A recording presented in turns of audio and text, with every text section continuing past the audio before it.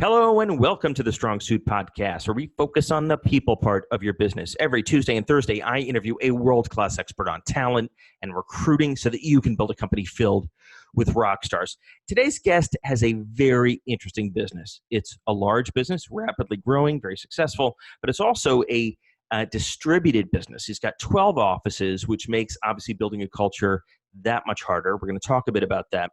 But first, let me tell you a bit about David Rodnitzky. Now, David is the founder, he's the CEO of 3Q Digital. It's about a 300 and some odd person agency. And essentially, this is a marketing services company. I'm going to let him tell us about the specific services. Before that, he was at rentals.com, at FindLaw. He's done a great job actually transitioning from his previous life, getting a law degree, into this new marketing profession. And so with all that, please join me in welcoming David. How are you, David? I'm great. Thank you for having me, Jeff. What is a former law school student doing in the marketing services business? You know, there are a lot of former lawyers who are, as we call them, recovering lawyers who have found different paths in being lawyers. But what I will tell you is when I was in law school, I sort of realized there were two paths to go down. One was litigation, where you're arguing with people all day, and the other was transactional, where from my perspective, someone comes up with a really cool business deal, and then you're the one who works till 1 a.m. to make sure that the I's are dotted. And I thought, well, neither of those are really what I want to do. So I just tried to come up with a different path, and I ended up in marketing. Obviously, it became your passion, or you discovered your passion. And when I read through your client list at the agency at 3Q, it's just like a who's who. Everything from Intuit to SurveyMonkey to Pandora to Untuckit to Pinterest, it's endless. And so why don't we start with, just so the listeners understand, you built this 300 and some odd person agency or services firm. What are the main marketing services that you provide? It's such a crowded field. There must be some that you really focus on. Yeah, so we like to describe ourselves as a digital performance agency. And so what essentially that means is, if you think about marketing, a lot of marketing is branding. So, you know, Bud Light presents the Super Bowl. Yep. A lot of marketing is traditional, which we would call TV, radio, billboards, the stuff that you're sort of has been in existence for dozens of years. Yep. So what we do is, first of all, we focus only on the digital side of things. So we are buying a lot of advertising on Google and Facebook and Pinterest and even banner ads and et cetera, et cetera. And then we're very performance driven. So it's not that we don't care about brand, but when people hire us, they give us $1 and they say, turn this into $1.50 of measurable revenue. Got it. So you're very focused on metrics and measurement. Metrics, measurement, and ROI for client. It strikes me that there's a lot of agencies that have tried to do this, and a lot of them get stuck at 3 employees, 5 employees, 10 employees. How do you get to 300? You must be doing something different. What is it? Yeah, it's a good question. I mean, I think that, your show is about people. And I always say that building a successful service business comes down to 3 things: people, process, and culture. And so, I'll hold off on the people because I think we're going to talk about that quite a bit. But I believe process is really important. I think that to build a service business at scale, there has to be consistency in what you deliver to clients. Otherwise, the success of the relationship is just going to be based on the person that shows up that morning to work on your account. Yeah. So that's one way to scale. And I think culture is really, really important. Probably the best lesson that I learned before I started this agency was how not to build a culture, because, I worked at so many companies where I just disagreed with the way they were treating people and their philosophy of the business. And so we have a very strong culture, which I'm happy to talk about because it's very. Yeah, well, let's talk about it. So have you gone so far as to codify or put into words, and I don't mean the list of bullshit values on the wall in the waiting room. I mean, really, what are the 2 or 3 things that set apart people that work at 3Q that means they wouldn't make a great fit for other companies? Yeah, so we actually went through it. We hired a consultant, and we follow a methodology that it's called the Entrepreneur's Operating System, or EOS. Sure. And that part of that process is to define your core values and your core promises to clients or to people. Yep. The number one core value that we came up with was own it. And so what we're really looking for is people who are going to act like it's their business and treat everything they do as if there's no one else that is going to solve problems, or they can't expect someone else to come in and sort of fix things. So we really look for self-starters and the people who get promoted in the company, are very much promoted because they have, from the day they entered the company, have been someone that we can count on to just take care of business. So own it is the phrase. How do you assess and screen and interview people for that? Because it's easy for people to say that in the interview. What do you look at? Is it an online test? Is it an interview question? Is it something else? We are actually using some psychological testing now. I believe it's called the predictive index. Yep. I could be getting that wrong. Yep. No, it's one of the bigger ones. Yep. Yeah. So we are using that. At the end of the day, I don't think that we have a secret sauce for assessing whether someone's going to truly own it or not. But one of my philosophies, which I think I probably stole from Netflix, because I stole a lot of my cultural ideas from Netflix, was hire slow and fire fast. Yep. And of course, whenever you fire someone, I think it's fair to say that, that you were the one who made the mistake because you didn't run the hiring process correctly. But we tend to be very deliberative in terms of who we hire. And then if we find that someone just isn't owning it and it's pretty clear, then we try to move pretty fast. So I want to talk about the firing part and removing, which does happen, right? No one's perfect. Yeah. But before we get to that, let's go back to the recruiting. Walk us through kind of the key steps of the process. So you mentioned online testing, but what happens before and after that? Yeah, so I'll tell you, one of the interesting things about the way that my philosophy of business is that I believe, again, going back to the EOS system, every company has what they call a visionary and then what they call integrators. And so I don't really like the term visionary because it sounds very pompous. Yeah. The point of it is that there are typically successful companies have someone at the top who's thinking about where do we need to go in the next 3 years, and then someone at the top who's like, all right, how do I make sure that the lights are turned on? And so we have a chief people person who actually happens to be my sister, and she's fantastic. So when people say that your leadership team shares the same DNA, in your case, it's very literal. Yes, 99.9% literally correct. Yep. And she worked her way into that position, and she's got training and certification in HR. But to be totally candid with you, I'm the visionary, and so I don't actually focus much in the details of the hiring process. Which is fantastic because it frees her up to do that, frees you up to figure out where am I taking the business, where are we going to open our next 2 offices, et cetera, et cetera. Yeah. So when you think of like our business, the people, process, and the culture, I delegate the people, to the HR team. The process we delegate to the client services team, and the culture is the one area that I really don't delegate. Yep.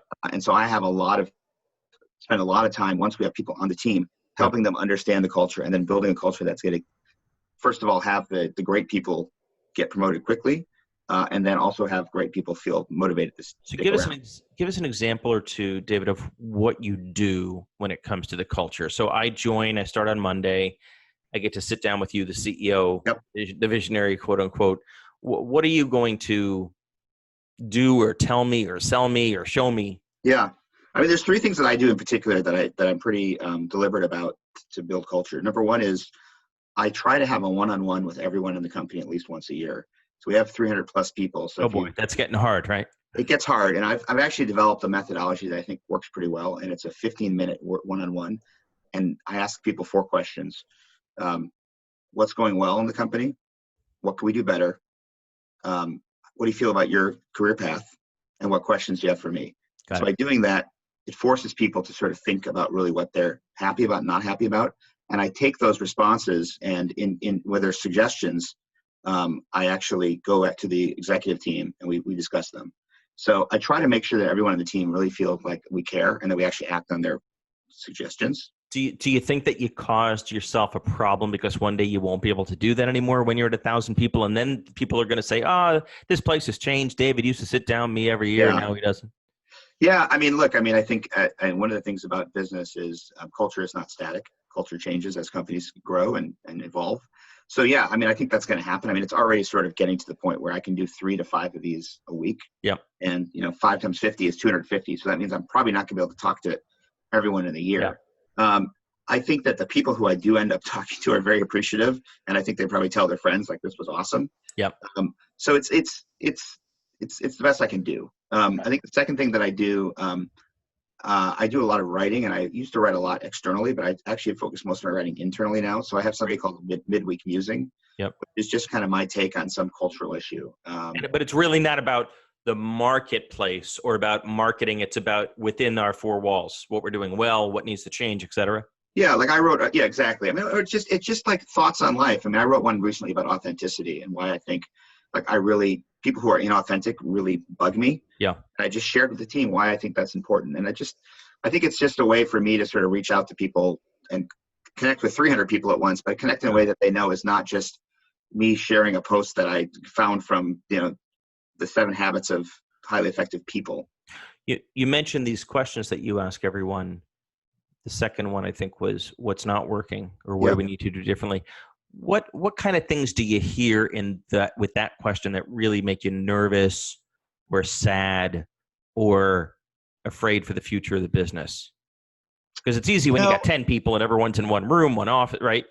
You don't hear a lot of surprises. You get 300 people, you must hear some shit that like, oh my God, where's that coming from? Yeah, I mean, I think that, well, first of all, I think there's a lot of people who still are sort of like, they're not going to tell me everything. Of course. But, I mean, I think that sometimes I hear stuff around like I don't really know what this other part of the company does. Yeah. And so as a large company that's trying to provide a integrated service offering to clients, I mean, that's the sort of thing where I need to be like, okay, well, we need to find a way to make sure that we're all marching to the same drummer. Yep. So that kind of stuff is a challenge to me. I would say, honestly, the thing that is always the biggest red flag for me is when someone says, I don't really think I have a defined career path, or I feel like I'm hitting all of the metrics I'm supposed to hit and I'm not getting promoted. Yeah.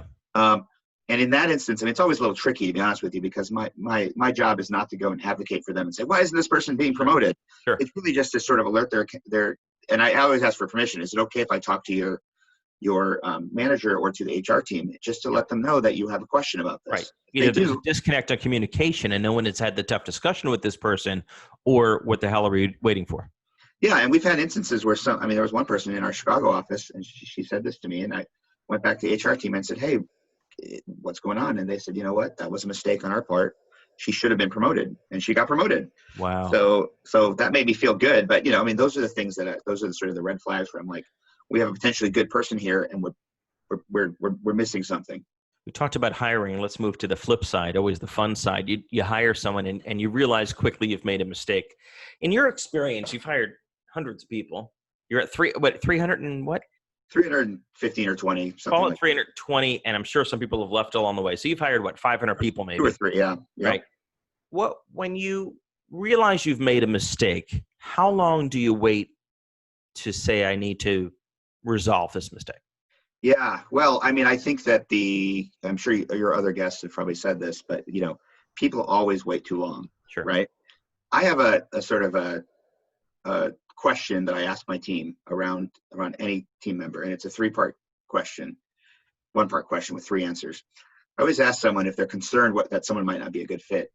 If this person walked out the door today, would you be panicked, ambivalent, or relieved? Yeah, right. And so obviously, if you're panicked, then you need to find a way to make sure this person is well compensated, their career path is completely clear to them, or lay out a backup plan or something to back. Yeah, well, sure, and backup plan too. But I think that my perspective is, if you're panicked that if we lost this person, that person is a super high performer, and we need to do everything we can to make that person feel like there's a long-term great path for them. The flip side of that is, if you'd be relieved, really that's a pretty simple discussion. If you were relieved that someone would leave, you probably need to let them go. And I think the hardest part is when you have someone that's a really nice person. Yeah, of course. Really gets along with the team. But at the end of the day, if they left, you'd be like, phew. Yeah. That's when you need to make a move. And then I think that the challenging part in the middle is if you're ambivalent. And I always say, if you're ambivalent, the question I always ask is, all right, if you put this person on a PIP and you said, I want you to get to the point where I'd be panicked to let you go, do you really think they could make it?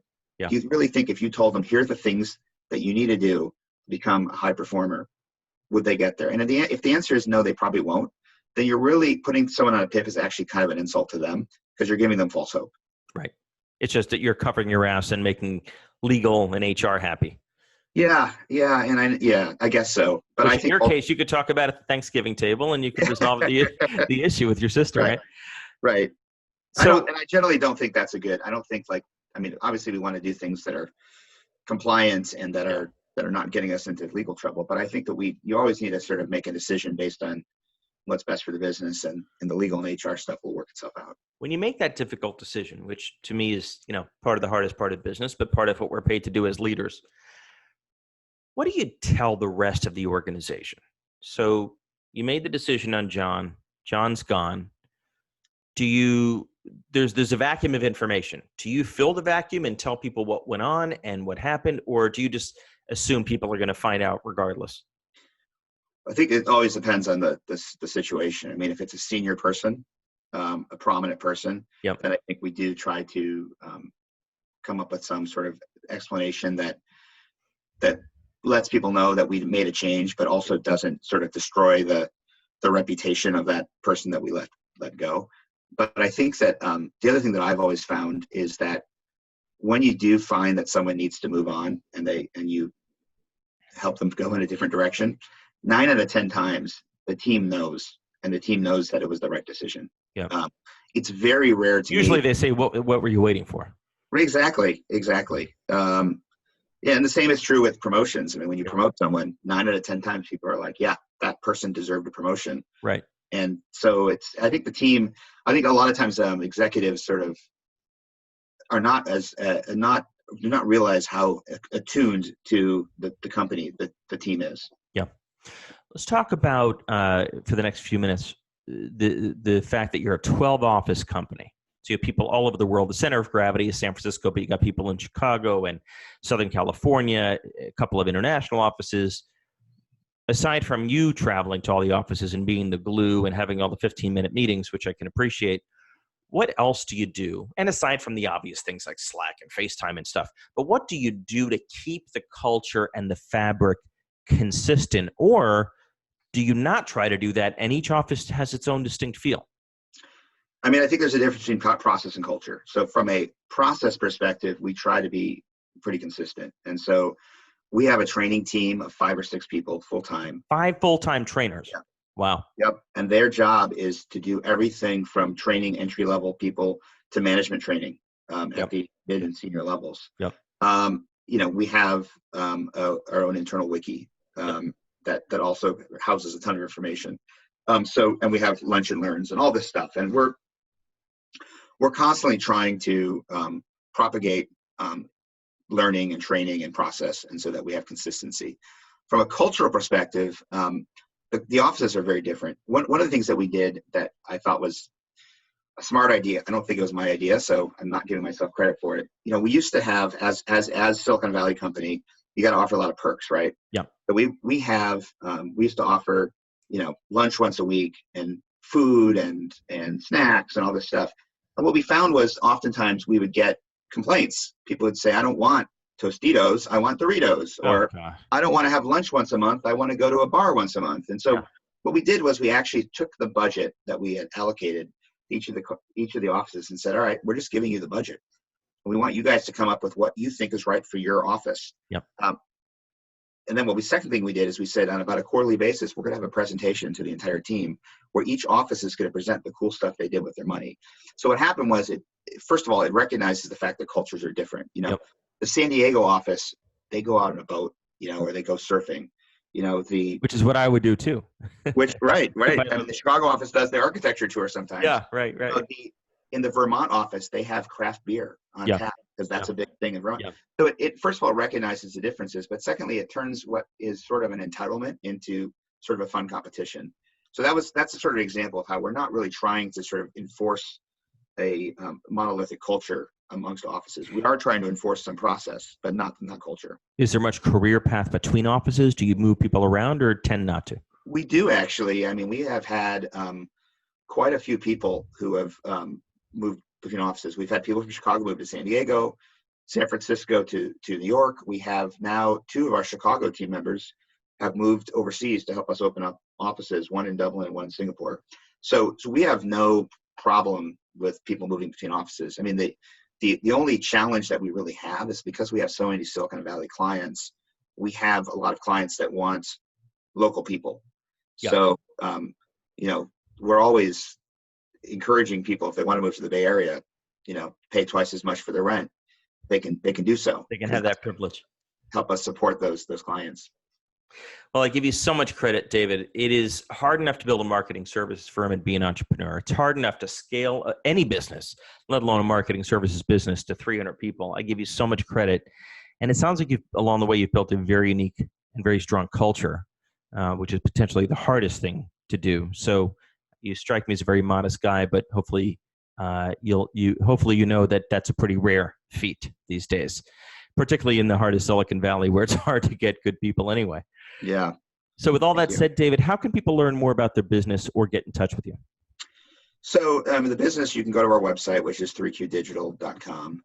And then if someone wants to get in touch with me, I think you have a selective and high quality group of listeners. So I'm willing to share my email address and assume it doesn't get sent to some spam list in Belarus. My email is david@3qdigital, and I'm pretty responsive. Easy enough. Maybe a little even obsessive about email sometimes. Great. Well, we really appreciate you making the time and sharing your story with us, and congratulations on building a terrific firm at 3Q. Thanks, Jeff. I enjoyed the conversation, and I appreciate it. Thank you so much, David.